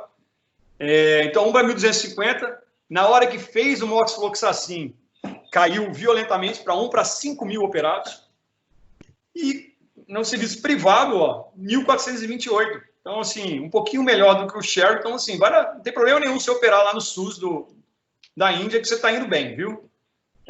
Então, o odds ratio alto, 5 vezes, né? Então, a chance de ter endoftalmite no trabalho aqui na China, nesse serviço, injetando o medicamento intracameral. A Índia é um dos poucos lugares que usa moxifloxacin. O moxifloxacin da China, na verdade, é um moxifloxacin que é manipulado no laboratório, não é aquele do frasco do laboratório, não. Eles mandam manipular no laboratório de química, ele vem num frasco próprio para injeção. Então, não sei se é melhor ou pior, porque eu não sei a qualidade desse laboratório, mas tem que lembrar que na hora que você manipula um colírio, você tem os riscos, né? Manipula qualquer medicamento, você tem o risco de errar a concentração, de contaminar, né? De mudar a osmolaridade, mudar o pH. Então, tudo isso são fatores de risco adicionais que você está colocando. Então, esse aqui é um gráficozinho que vem no trabalho, nesse trabalho do oftalmologista, muito interessante, que ele mostra como é que era a incidência antes da utilização. Vocês veem que, né, de outubro para dezembro, eles aprenderam alguma coisa diferente lá, porque mesmo sem utilizar o intracameral, eles já tiveram uma queda importante na endoftalmite. Não sei se eles leram esse artigo do Behind the Lens Washout, mas eles melhoraram. Então, eles conseguiram diminuir aqui a incidência. Depois entrou num platô, e aí, quando eles passaram a utilizar o moxifloxacin de rotina, nesse gap que vocês estão vendo aí a incidência caiu significativamente, né? Então, utilizar seria um benefício nesse trabalho. Existe aqui, é um trabalho retrospectivo de uma amostra gigantesca, existem diversas críticas, né, que eu não tenho tempo de mencionar aqui, mas uma delas é a diversidade de cirurgião, fellow, residente, visiting training, então, assim, você vai lá, opera. A outra é essa cultura muito baixa, né, baixíssima. Os antibióticos, né, eles usam Oflox, pré, Oflox, Gatilox, eles usam uma quantidade diferente. Olha só que interessante. Eles têm 97% das cirurgias na caridade do SUS era uma extracapsular e a incidência do oftalmite foi para 1 para 2.250, ou seja, é melhor fazer extracapsular lá do que uma facomuscação na França, por exemplo. Então, assim, é difícil acreditar em alguns dados que a literatura mostra. Então, outro país, o Japão, né, o Wakayama, um trabalho de lá, 34 mil horas, uma amostra excelente, apenas 11 casos de endoftalmite, ele não relata cultura, então, assim, né, não entendi como é que um trabalho que está falando de endoftalmite, nenhuma hora menciona a positividade dos casos de endoftalmite, mas foi publicado no JCRS 2013. Então, um grupo que não fazia injeção intracameral, uma incidência baixa, então vale a pena operar no Japão também. Então, tem alguns lugares que eu operaria meu olho, então o Japão é um deles, é 1 para 2.000 olhos operados sem utilização do moxifloxacin ou de cefuroxima, qualquer outro medicamento. E no outro aqui que ele usou a moxifloxacin, aí a incidência baixou para 1 para 6.000 olhos. Lembrando que é um estudo retrospectivo, é uma diferença significativa. E aí vem, né, eu fui ler esse artigo, então ele tem dois problemas aqui. Um problema é que ele faz um cálculo, é difícil explicar isso aqui, mas ele não é bicaudal. Então, assim, a gente tem duas formas de desenvolver um trabalho. Ou ele pode ser monocaudal, né, unicaudal, ou ele pode ser bicaudal. Então, toda vez que a gente está comparando um medicamento, um procedimento cirúrgico com um grupo placebo, ou seja, um grupo controle, se você está comparando com um grupo controle, é porque você não tem certeza que aquilo ali é bom. Senão não tem sentido você ter um grupo placebo, ter um grupo controle. Então, não seria eticamente correto. Então, assim, eu comparar um colírio com uma lágrima artificial, eu só posso fazer isso se eu não tenho certeza da efetividade daquele colírio. Então, justifica o outro grupo não receber nada. Mesma coisa para endoftalmite. Se eu não tenho certeza da profilaxia, eu faço com placebo. Nesse caso, obrigatoriamente, o desenho tem que ser bicaudal. Quando existe essa incerteza, ele pode ser tanto pior como pode ser melhor. Ou, né? Então, assim, como você não tem a certeza, o desenho obrigatoriamente pede por um desenho bicaudal. Não sei se vocês entendem isso. Sim, né? Depois eu passo a referência, vocês estudarem essa parte, mas não importa. E outra coisa, ele fez uma análise estatística que a gente chama de Q quadrado. Então, esse aí já vem um outro problema. Toda vez que da prevalência de uma amostra é menos de 5, então, por exemplo, ele tem 8 para 15 mil operados, e no outro grupo ele tem 3 para 18 mil operados. Então, quando você tem um número abaixo de 5, você não pode usar o teste de quadrado, você tem que usar o teste de Fisher. Então, o teste de Fisher é quando você compara dois grupos e um dos grupos tem uma incidência, a palavra é essa, incidência menor do que 5. Então, isso implica que o desenho, né, o programa estatístico mais adequado é do teste de Fisher. E isso aqui, na verdade, muitos autores fazem esses malabarismos estatísticos exatamente para conseguir encontrar uma diferença estatística. Então, são formas que eles têm de burlar o leitor ou burlar, né, o revisor para conseguir uma estatística favorável, porque uma coisa que vocês vão ver na literatura é que é muito mais fácil publicar um artigo em que você encontra uma diferença estatística do que não. Então, um artigo positivo tem melhor aceitação do que uma negativa. Então, essa aqui é a realidade. Então, né, os pesquisadores fazem de tudo para conseguir isso. Então, eu fiz, isso aqui é do meu SPSS, quando eu joguei a minha amostra com cálculo, usando Q quadrado, eu vejo que na hora que eu faço o teste de Fisher, o P não dá significativo. Então, na verdade, esse trabalho é um trabalho que, teoricamente, o autor não encontrou diferença significativa. Mesmo tendo uma incidência menor, não foi clinicamente ou estatisticamente significativo. Então assim, é difícil, assim, por isso que eu acho que tem que ter um pouquinho de conhecimento, assim, um mínimo de estatística para você ter um senso crítico melhor. Não estou falando que você tem que ser expert, né? Eu não sou expert. Mas, assim, vale a pena, de vez em quando, vocês darem uma olhada, ver um pouquinho sobre estatística, o que é esse teste, qual o teste que ele usou, e aí vocês vão se familiarizando com o que a literatura tem. Então, assim, como vocês leem, né, vocês vão ler muito artigo de oftalmologia, dependendo da sua área, naqueles tempos específicos, você vê que os testes, eles mais ou menos se repetem.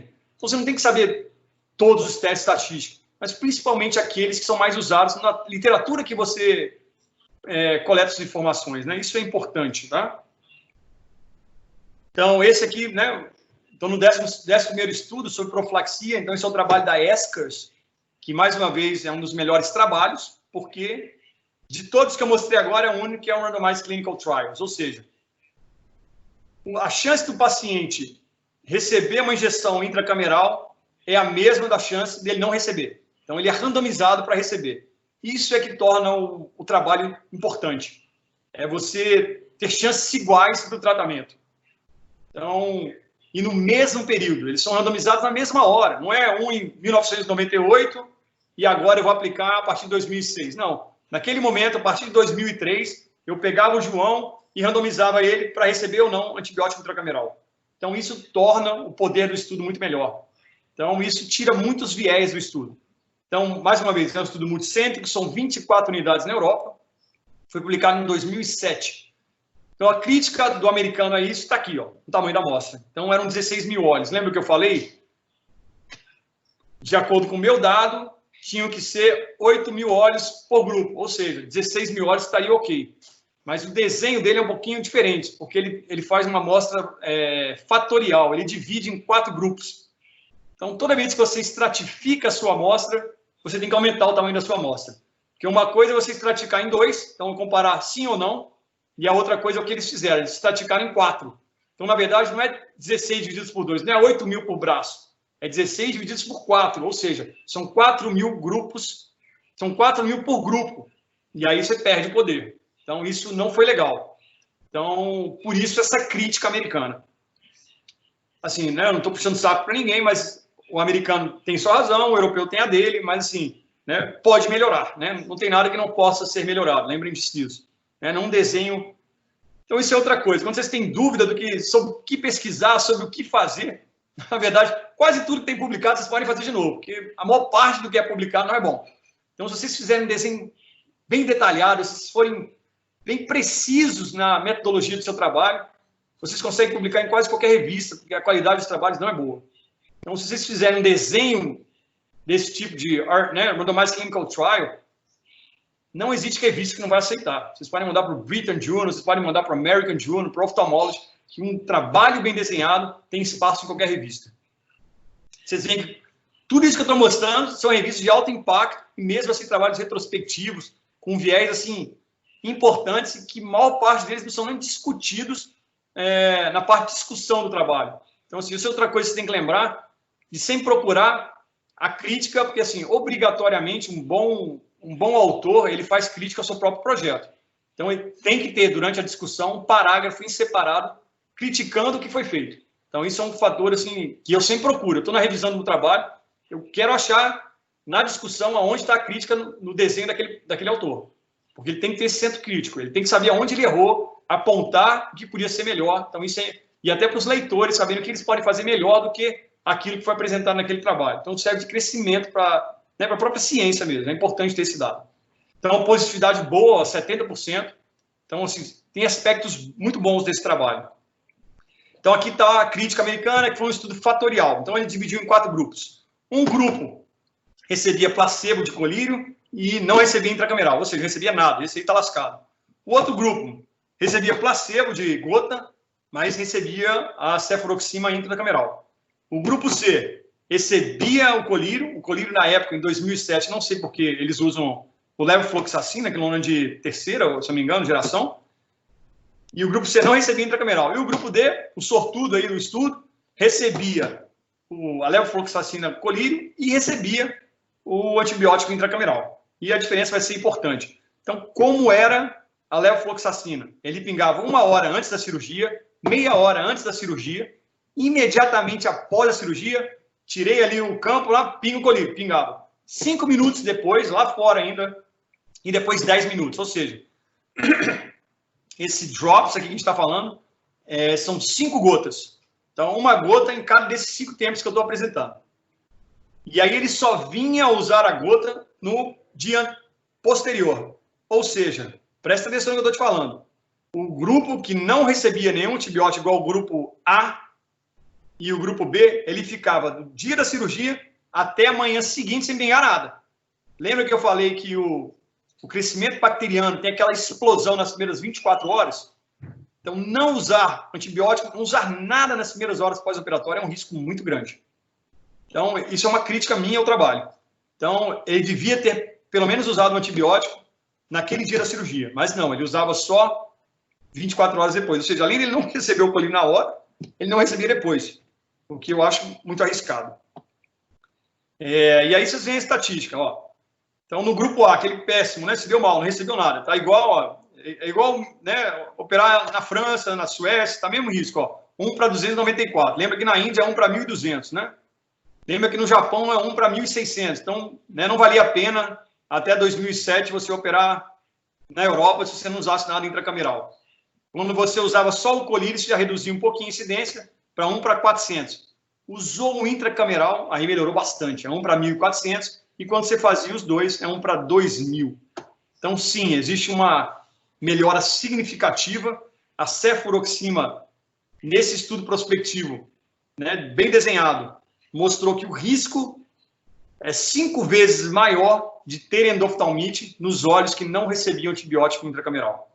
Vocês veem os outros riscos aí, incisão de córnea clara, complicação intraoperatória, o cirurgião experiente lá, ó, com fator de risco e o silicone. Então, esses são 5 fatores que contribuíram de maneira significativa para aumentar a incidência de oftalmite.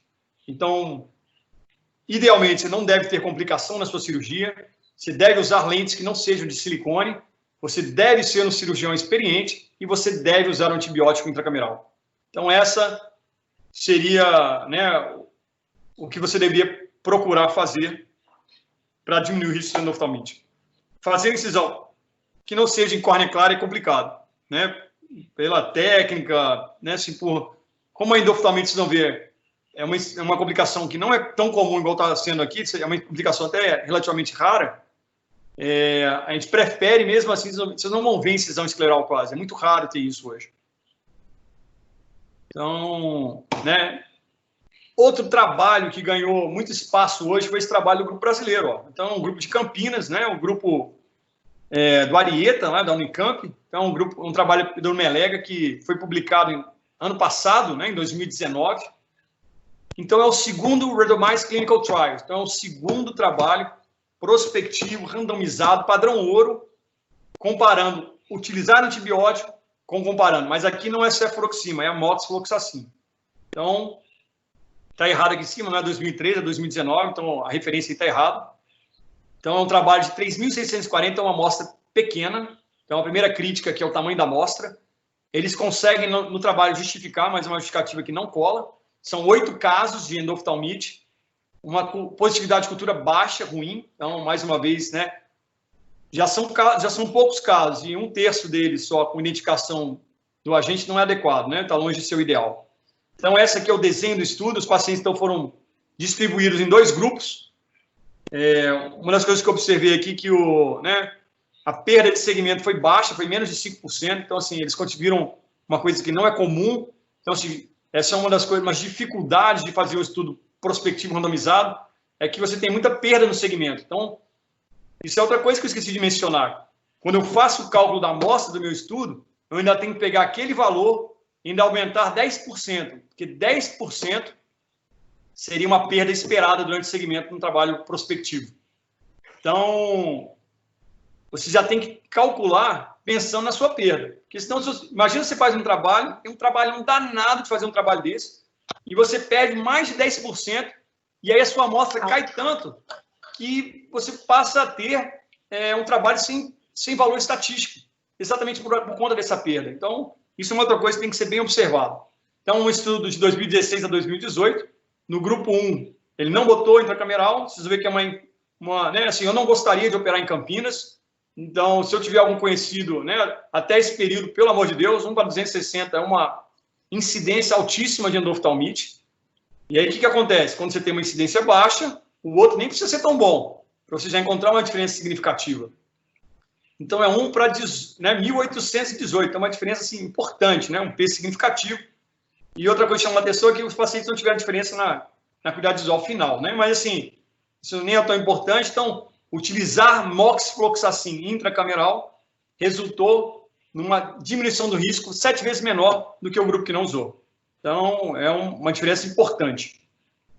E aí vem algumas observações que, né, a gente calculando o NNT, né, assim, o número de pacientes que vão se beneficiar dessa injeção. Então, no trabalho é de 303, então, assim, é difícil falar qual seria um número adequado, quando, né, assim, isso é muito, assim, é difícil encontrar. O que a gente encontra na literatura, assim, quando a gente está acima de 100, o NNT já é pequeno, assim, o benefício já não é tão bom, né? Então, principalmente porque a gente não está falando de óbito, né? Quando o seu outcome, né? Quando o seu objetivo é uma coisa muito mais grave, né? Não que endoftalmite não seja grave. Na verdade, por oftalmologista é quase a morte, né? Então, é a morte ocular, digamos assim. É um NNT geralmente relativamente alto. Mas, vocês vão ver que, na verdade, não é tão baixo assim, não. E aqui está a primeira crítica que eu tenho a esse trabalho. Então, o tamanho da amostra. Então, assim, o trabalho na amostra, o poder, igual eu falei no início, o poder de um estudo tem que ser pelo menos acima de 80%. Então, essa é uma tabela do Altman que eu uso muito quando eu estou lendo, porque é um trabalho simples. Você bate o olho, coloca uma régua e eu já sei se isso aqui é para eu saber, é uma forma retrospectiva, digamos assim, de eu saber se aquele desenho de trabalho tem um poder adequado. Então, um poder adequado, na literatura, é um poder acima de 80. Então, assim, é meio confuso, né? Assim, mas você tem que calcular o que eles chamam de standardized difference. Então, assim, é uma diferença entre o desvio padrão e o target que você tem. Então, é mais ou menos o seguinte. Quando eu coloco isso aqui, o poder do estudo vai depender do tamanho da sua amostra e desse standard que é a probabilidade.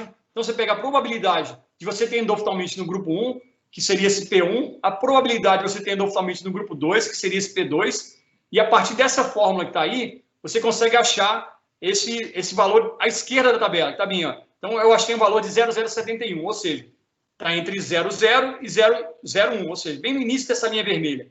E aí eu traço essa linha vermelha passando mais ou menos pelo valor da amostra, e isso vai me ligar, ó, num poder de 60%.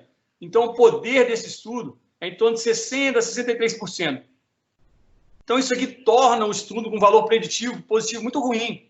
Então, essa amostra tinha que ser maior. Então, assim, é um trabalho inferior àquele trabalho europeu que tinha, principalmente pelo tamanho da amostra.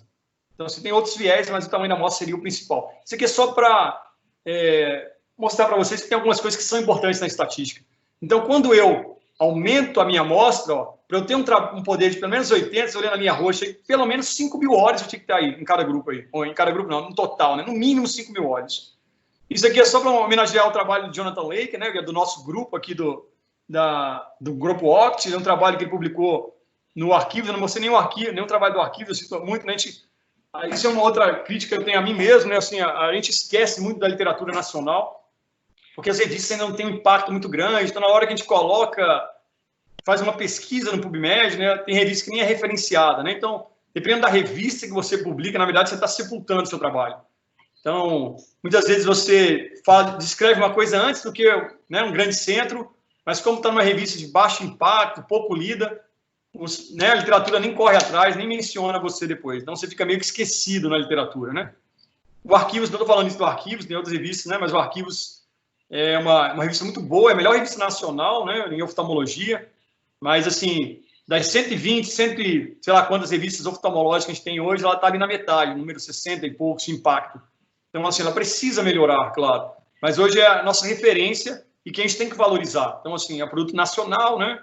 Então, vamos valorizar o que é nosso. Então, aí, o Arquivos Brasileiro precisa dessa força e a gente tem que tentar publicar artigos de qualidade nessa revista. Então, o artigo do Jonathan, não podia deixar de mencionar, é um artigo, claro que eu vou criticar o Jonathan, é um estudo retrospectivo, né? Então, essa crítica já vai. Não vi cultura, né? Outro, né? Vai a crítica aí, depois, né? Isso aí é uma... Porque eu tô aqui, né?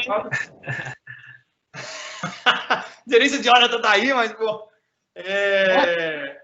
Então, assim, mas ele mostra exatamente esse benefício. Ó. Eu não queria operar com o Jonathan antes dele começar a fazer o intracameral, né? 1 para 229, Jonathan, sinto muito, é uma incidência muito alta, né? E aí, quando ele começou a usar o intracameral, aqui é o moxifloxacin, né? Ele reduziu o risco para mais de 8 vezes aí, o risco de proteção, né?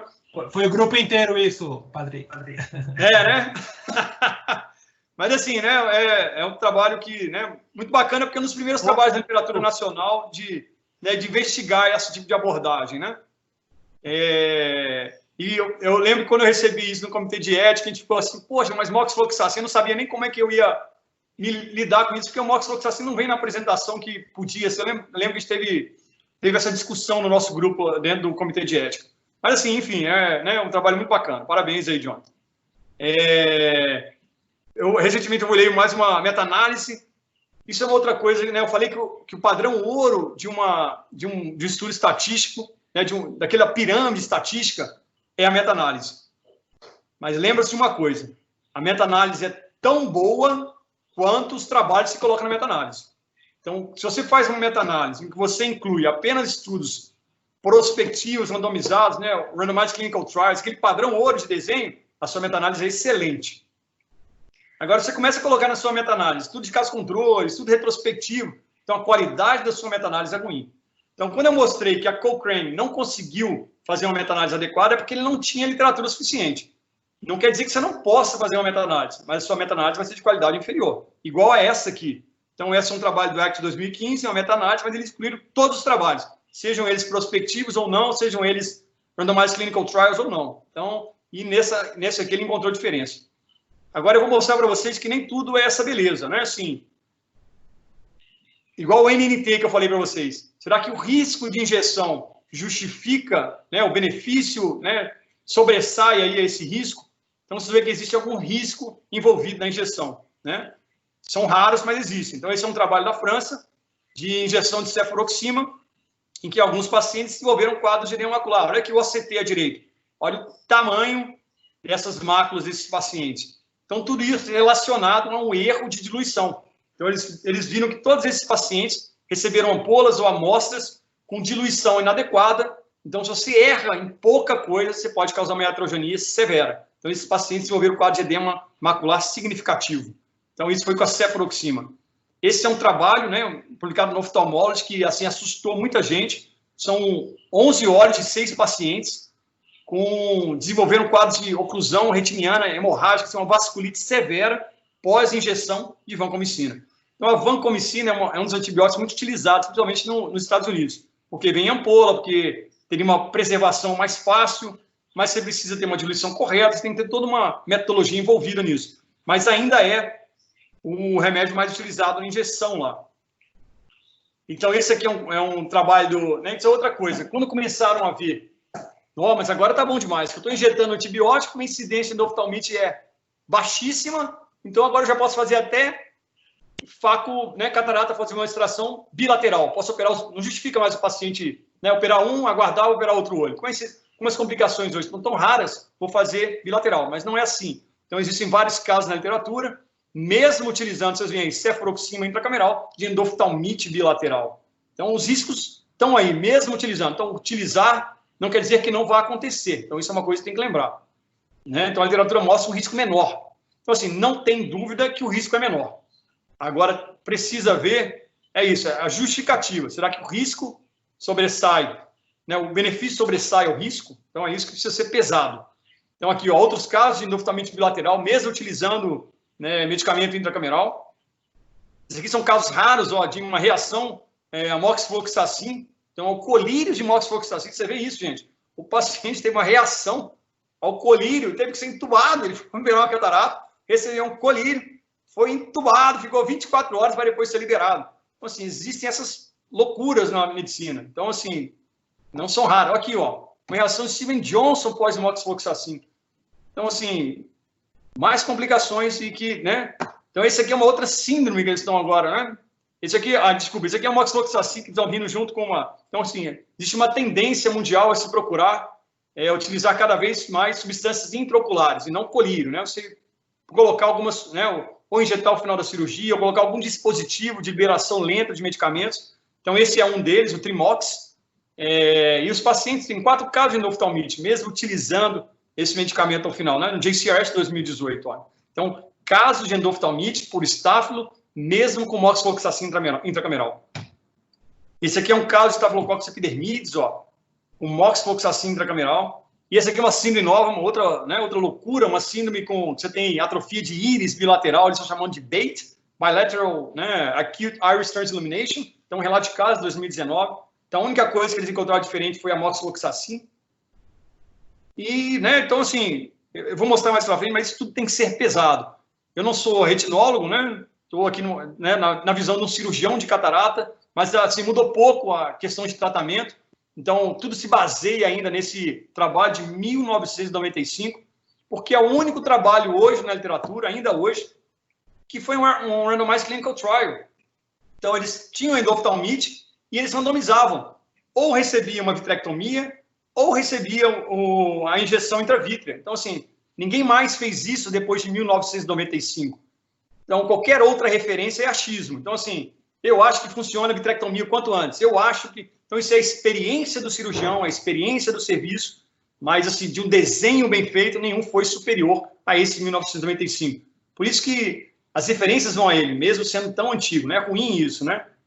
Então, assim, são 24 centros nos Estados Unidos, vocês viram ali, né? Deixa eu voltar, cadê?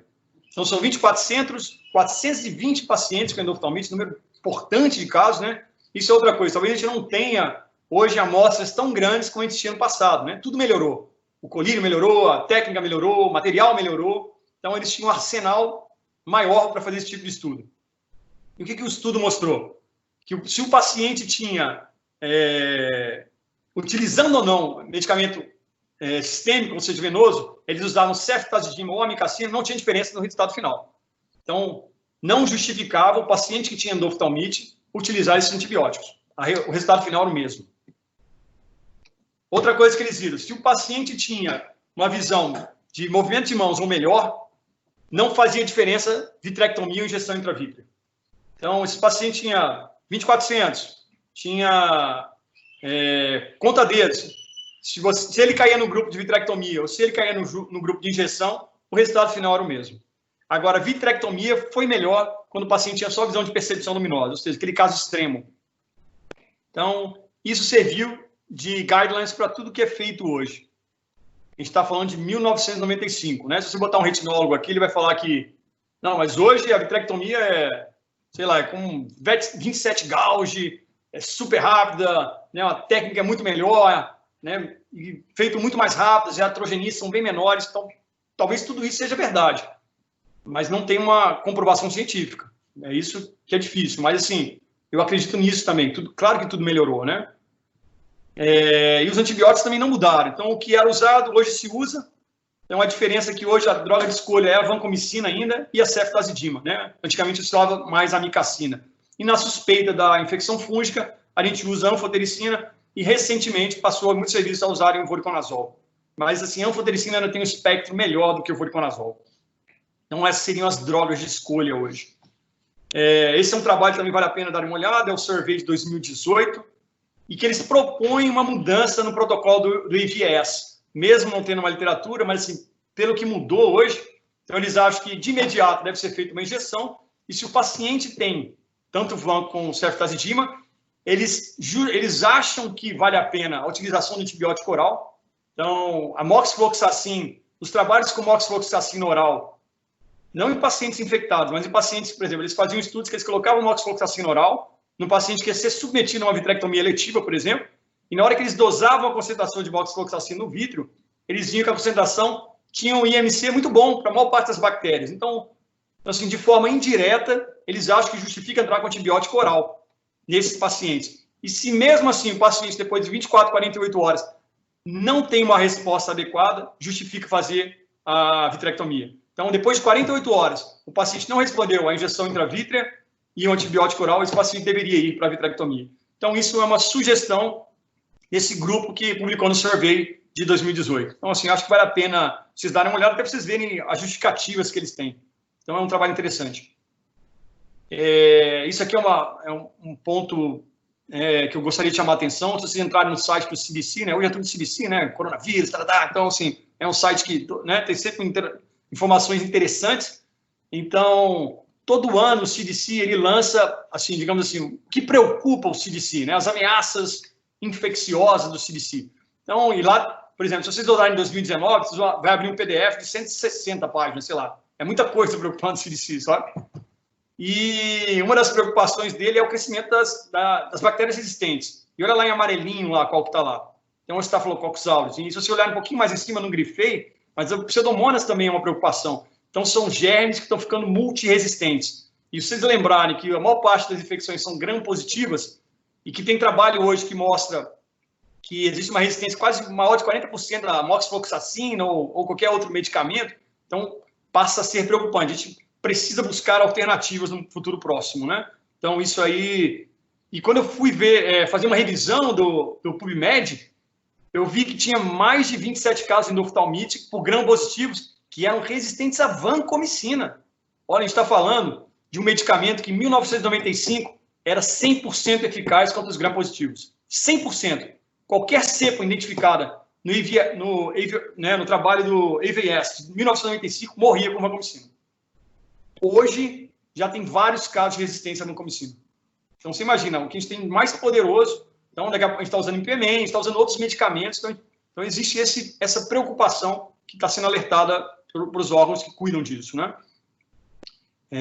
Então é isso, né? Tomar cuidado, porque geralmente esses germes que são resistentes são os que têm a pior evolução, obviamente, né? Respondem e o paciente tem uma evolução péssima, né? Então, em conclusão, né, que eu tentei mostrar para vocês? Que existem alguns riscos que não tem controle nosso, né? Não tem como não operar os homens, não tem como operar o paciente idoso, né? A gente tem como tentar melhorar nossa técnica cirúrgica. Então, é importante a gente evitar as complicações intraoperatórias, né? A gente tem que tentar, né, assim, deveria ser obrigatório o iniciante, né, o residente, passar por wet labs, passar por cirurgias experimentais. Então, assim, essa parte tem que ser mudada, sabe? Assim, é uma crítica que eu tenho ao serviço de residência que, né, você vai em vivo fazer o treinamento, né? Assim, a gente teria que ir atrás de alternativas, porque isso é um risco que o paciente está correndo e é um risco bastante assim, identificado na literatura. Ninguém tem dúvida que as complicações levam ao risco de endoftalmite. Quanto à incisão, dificilmente alguém vai mudar de uma incisão em córnea clara, então, assim, tem que ser selante, você tem que checar essa sua incisão, que se for em córnea clara e não tiver um vazamento, aí sim você está botando seu paciente em risco. Então, você tem que ter um cuidado com a arquitetura da sua incisão. E o paciente diabético, não existe essa interrogação, porque a literatura ainda é controverso, né? Mas como o diabetes é um fator de risco para uma série de infecções, e a flora, às vezes, de muitos pacientes diabéticos é um pouquinho diferente, eu teria um pouquinho de cuidado nesses pacientes a mais, sabe? Eu teria olhos um pouquinho mais cuidadosos, né? Ter uma complicação num paciente com diabetes, eu sempre acho ruim. Não esquecer, a povidona ainda é, igual eu mostrei para você, assim, não justifica não usar. É uma substância super barata, disponível em qualquer lugar, que você pode usar e que vai ter um benefício para o seu paciente. Um antibiótico intracameral, vocês viram que tem um benefício, tem um questionamento que eu vou mostrar para vocês agora. Então, assim, quando eu pego, né, a real que eu vejo é o seguinte, usando não um serviço saudável, seria, digamos assim, 1 para 500, 1 para 400, o pior cenário, e quando você usa 1 para 200. Então, o NNT, na verdade, é de 1 para 666, 1 para quase 700, né? E quando você pega esse trabalho, que é o maior trabalho de número, né, de valor absoluto de cirurgia de catarata, esse aqui que foi publicado, adivinha da onde? Da Índia, né? São 2 milhões de cirurgias.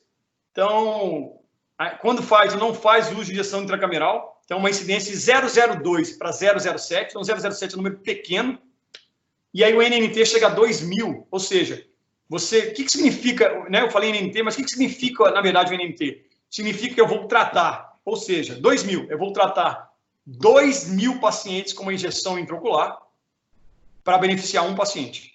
Ou seja, 2.000 pacientes vão receber o medicamento, assim, não teriam endoftalmite para beneficiar um. Então, esse é o NNT. Então, é um número altíssimo.